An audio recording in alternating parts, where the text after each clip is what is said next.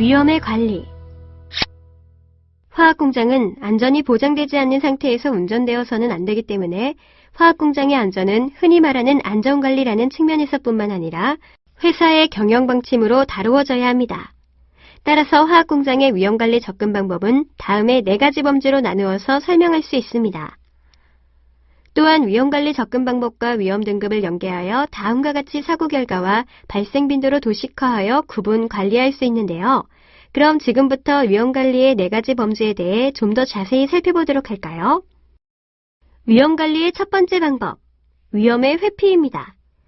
화학공장의 위험관리 목표는 사고 발생 빈도를 제로화하여 사고의 발생을 예방하고 사고가 발생할지도 모르는 만일의 경우를 대비하여 사고의 영향을 최소화하는 데 있습니다.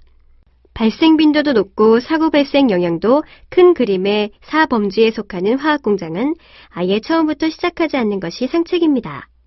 공장을 건설하여 제품을 생산하는 것은 어느 정도의 위험을 감수하면서 경제적인 이득을 추구하고자 하는 것이기 때문에 사고의 발생 빈도와 사고의 결과로 인적, 물질 손실이 막대하다면 그 공장은 건설되었다 하더라도 이윤을 취할 수가 없겠죠. 따라서 사업 자체를 포기하는 것이 맞다고 할 수 있으며 이것이 바로 위험관리의 첫 번째 방법이라고 할 수 있습니다. 다음으로 그림 1에 해당하는 영역은 사고의 발생 빈도나 사고로 인한 영향이 그다지 크지 않습니다. 즉, 이 정도의 위험은 감수하고 어떠한 편익을 추구한다는 뜻인데요. 예를 들면 우리가 세계 일주 여행을 계획한다고 가정해볼까요? 그러면 여행을 하는 방법으로 배낭을 메고 걸어서 가는 방법, 자동차를 운전해서 가는 방법, 기차나 배를 타고 가는 방법과 항공기를 타고 여행을 하는 방법 등 여러 가지 방법이 있을 수 있는데 시간, 비용, 편리성 등을 고려하여 항공기 여행으로 결정했다면 우리는 항공기가 추락하여 사망할 수 있는 위험을 감수하는 것이 됩니다.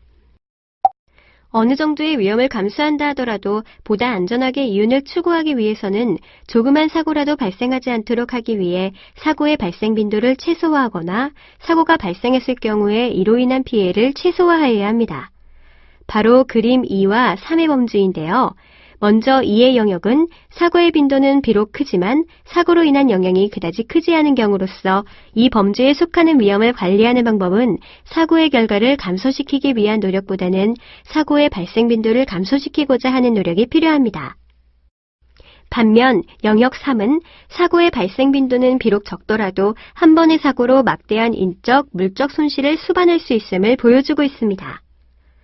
화학공장에서의 화재 폭발 또는 독성물질 유출 사고의 형태가 이 범주에 속하고 이러한 사고들은 국제적으로 중대산업사고라고 하며 이러한 범주에 속하는 사고는 비록 사고 발생 빈도가 적지만 이를 0으로 하기 위한 노력과 함께 사고로 인한 결과를 최소화하려는 노력이 필요합니다. 아무리 우리가 위험을 최소화하고자 노력을 한다 하더라도 사고의 발생을 영원히 0으로 할 수는 없을 것입니다.